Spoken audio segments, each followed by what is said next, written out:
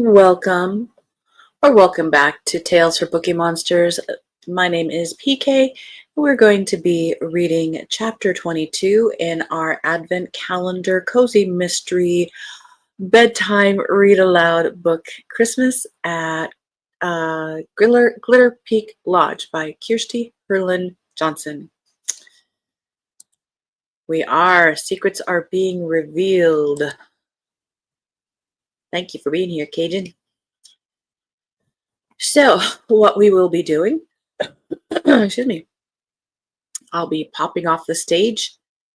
So all you'll see is this ambiance while I read that chapter. At the end of the chapter, we'll say goodnight, and then we'll do the next chapter tomorrow. All right.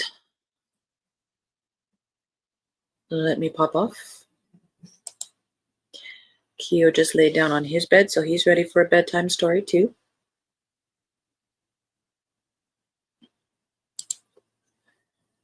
Here we go.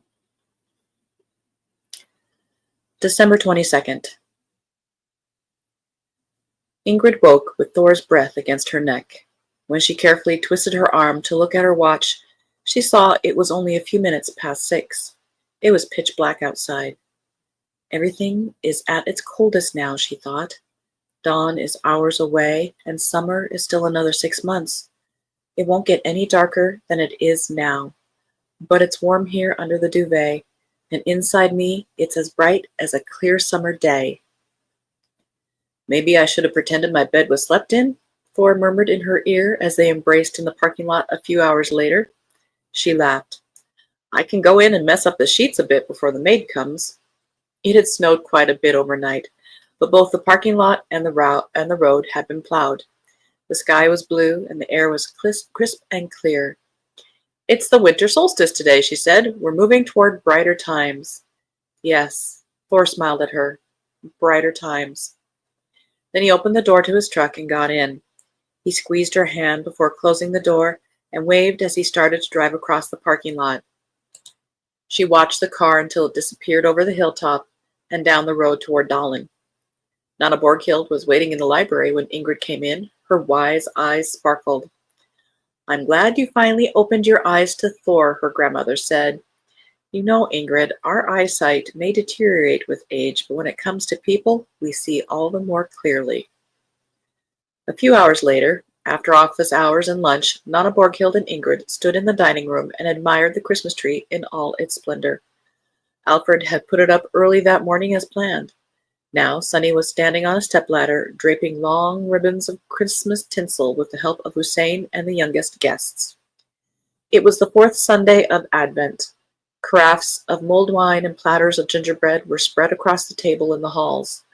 Calming music filled the room as one of the teenagers from Oslo played the piano.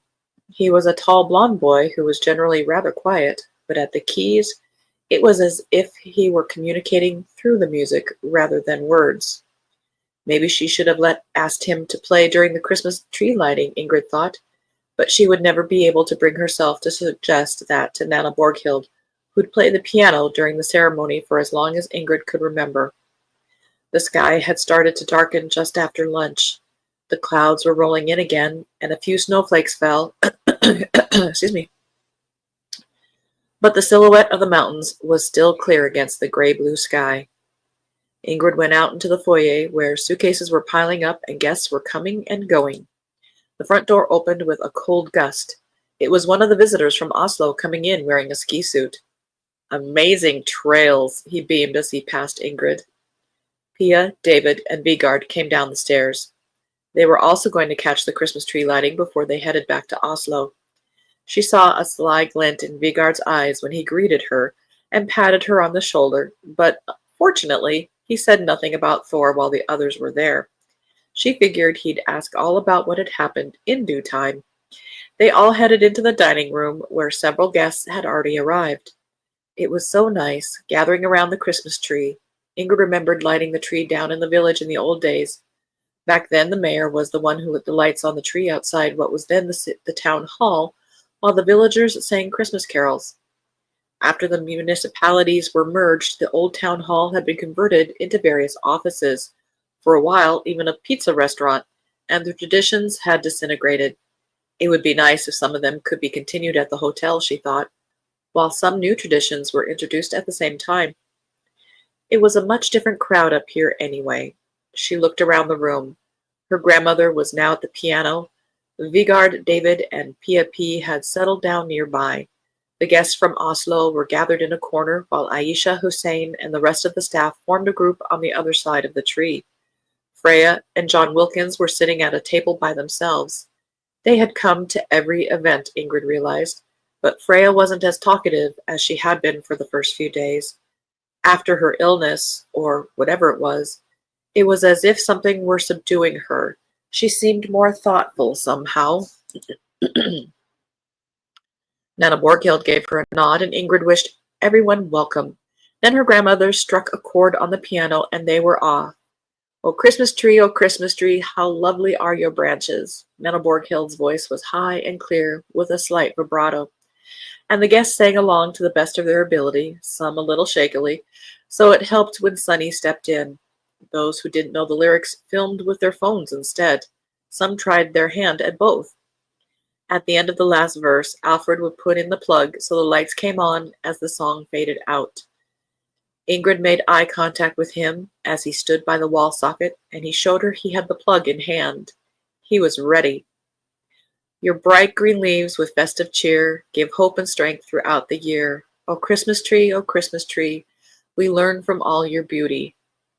Bang! There was a crack and a sparkle as the Christmas tree gave off a single burst of light. Then everything went dark. Ingrid felt it fade away that very second, the fragile hope she'd built up inside her over the past few days, the hope that everything would be okay after all.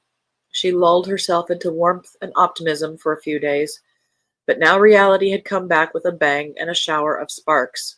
Brighter times, yeah, right. No, there would be no end to the darkness here any time soon, that was for sure. She was next to Alfred in just a few quick steps. "Are you kidding me? What the hell is going on here?" she groaned. Alfred looked dazed, standing there with the cord in hand. "This is so unbelievably embarrassing," Ingrid said. "This was supposed to be a nice end to this day for the weekend guests." Alfred looked ashamed and mumbled something about power lines, new lights, and transformers. "I thought you checked the voltage. Surely we must have enough power for some stupid old Christmas tree lights. Just make sure the lights come back on," she said sharply, turning on her heel. She saw Hussein staring at her, looking alarmed, and felt a hand on her back. "Ingrid," Nana Borghild said, "why are you speaking to Alfred like that? It won't help anything." Suddenly she felt ashamed of having been so rude to the old caretaker. What had gotten into her? Together with Sunny and the rest of the staff, she served mulled wine and lit candles in an attempt to make the disaster seem a bit cozy, and it wasn't long before Alfred had found the main switch and the lights were back on. The lights on the Christmas tree were sparkling as well, but they gave off an unreliable glow, she thought, as if they might short-circuit again at any moment. The guests from Oslo gathered in the hallway, thanked her for this day, and assured her they'd had a fantastic time. She could only hope that both they and everyone else would be left with an overwhelmingly positive impression of Glitter Peak, despite the fiasco at the end. She stood with Vigard and Nana Borghild for a while. "Honey," Vigard said, "you just wrapped up a brilliant weekend. This was a huge success. Apart from the Christmas tree lights, that is." "Sure, apart from that, but that's just a minor detail." "It's more than a detail," she objected.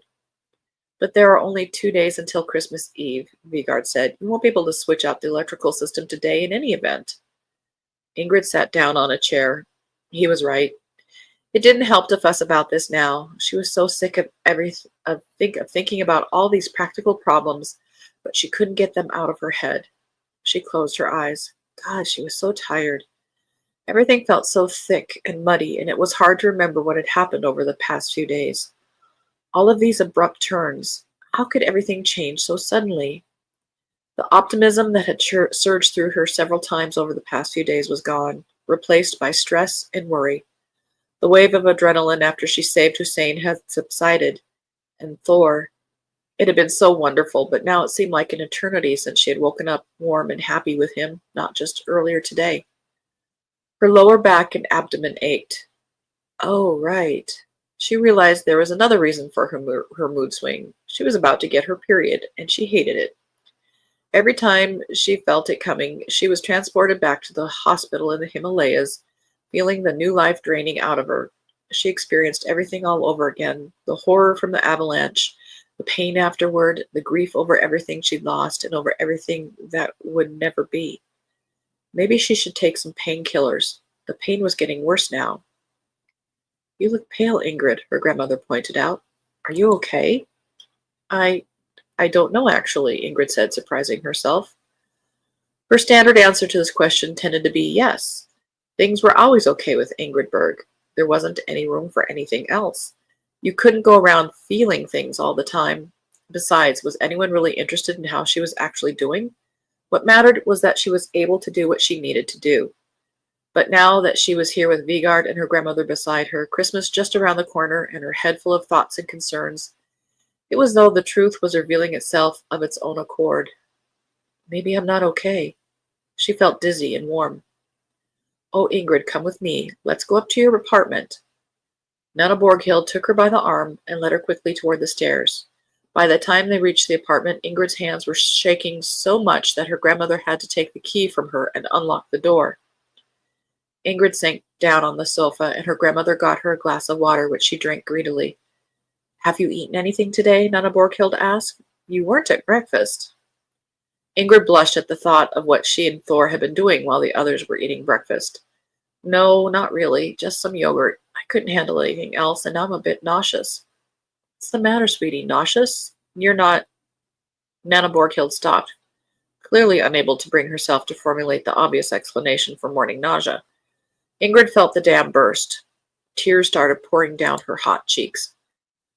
No, I'm not pregnant, Nana, but I have been before. And there, on the couch, she finally told her grandmother everything.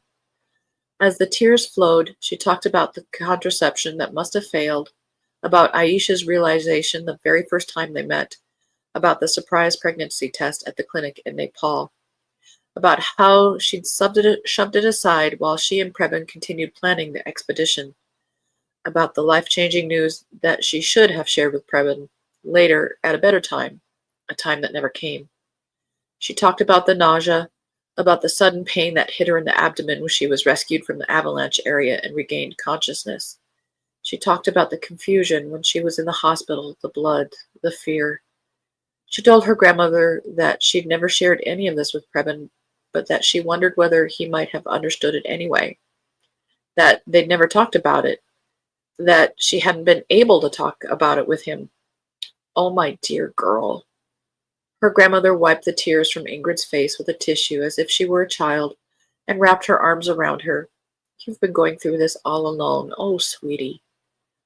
Nana Borghild hugged Ingrid tightly. Ingrid leaned in, accepting the embrace. Her grandmother was small but strong. She smelled of freshly ironed cotton and subtle perfume. Ingrid felt the strength in her grandmother's arms and allowed herself to be held tightly. I mean, it's normal, she sniffled into her grandmother's shoulder. I'm not exactly the first person who's ever had a miscarriage. No, you're not, Nana Borghild said, but the fact that others have also gone through it doesn't make it any less painful for you. And the circumstances under which it happened were unusual and dramatic. You could have lost your life in that avalanche, and you lost a friend. It was a lot to take in all at once. They sat in silence for a while, and her grandmother stroked Ingrid's hair. What do you think when you were pregnant? Borghild asked tentatively. Had you and Preben talked about the future, or what did you think it would be like? I don't know. It all happened so suddenly, both the fact that I was pregnant and the fact that I lost the child. We never got as far as discussing it. It wasn't easy to imagine us having a normal family life, me and Preben and this child. Getting married and having normal jobs and so on. What Preben and I had together was based on climbing and expeditions and action and adventure. I don't know if it would have even been possible to combine that with having children. I might have been the one who had to leave my ambitions behind. Or maybe you both would have had other ambitions for a while, Nana Borghild said. You know, I think you should tell Preben eventually, now that you're in contact again. Yes, I know I should. You may not be ready for it yet, but the loss you suffered is actually something he should be part of. Maybe it will help it make it easier for him to understand. And that child you lost wasn't just yours, but his too. I think it will be healing for both of you if you tell him. Yeah, maybe you're right. But I've had to keep it to myself to survive, to deal with everything else. I felt like I lost everything, Ingrid said. And every time I get my period, I think about it. It's like it's happening all over again. Her grandmother kept stroking Ingrid's hair and looked at her with those keen eyes of hers.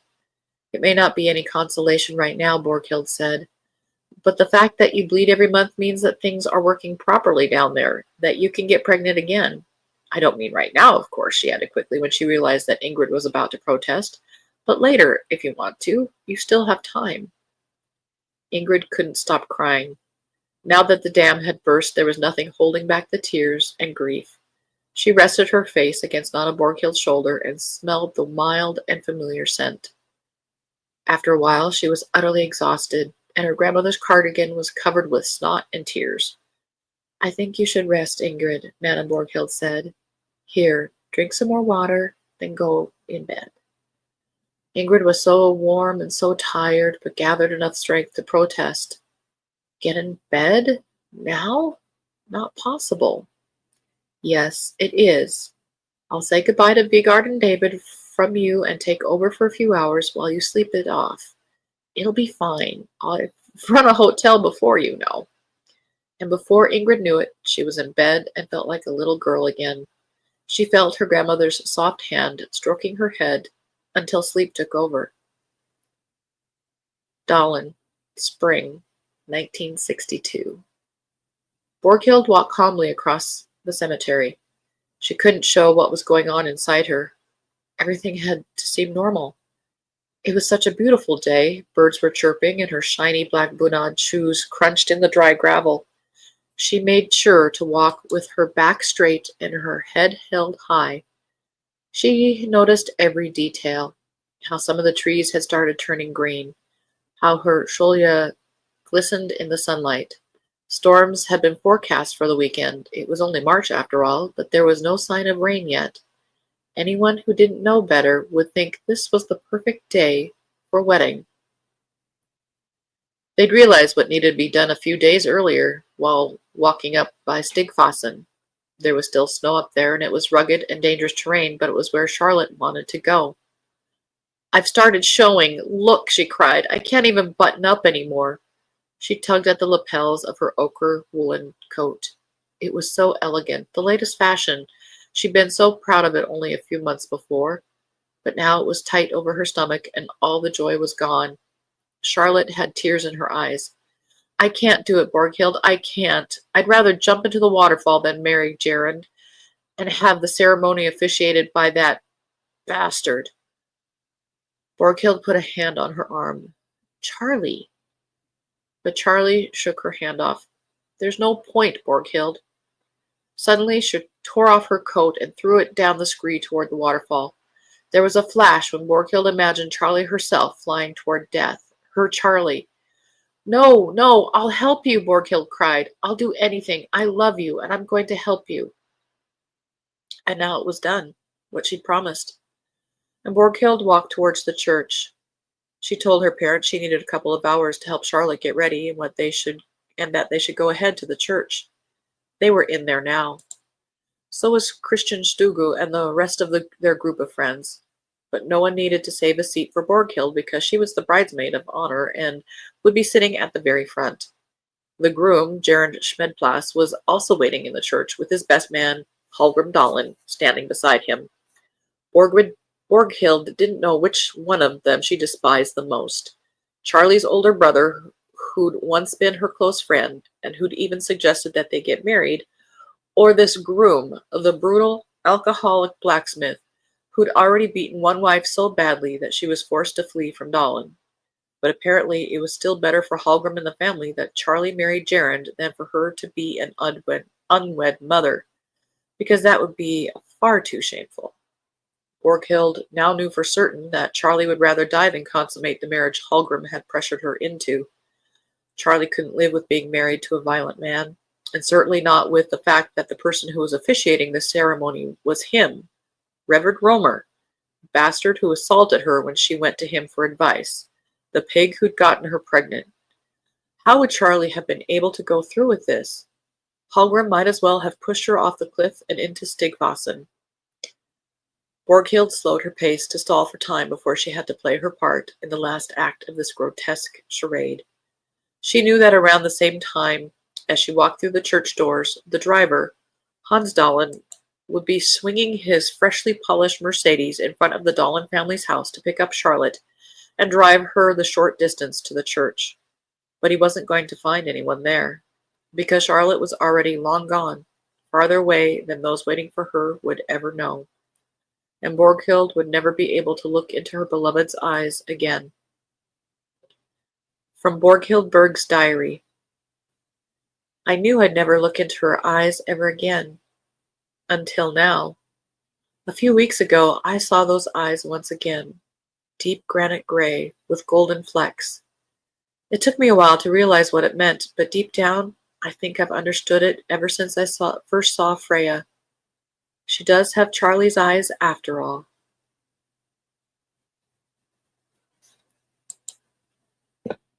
End of chapter 22.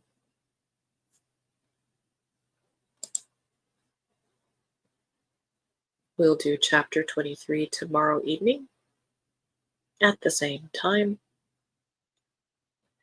Thank you very much for listening. Have a good night. God bless.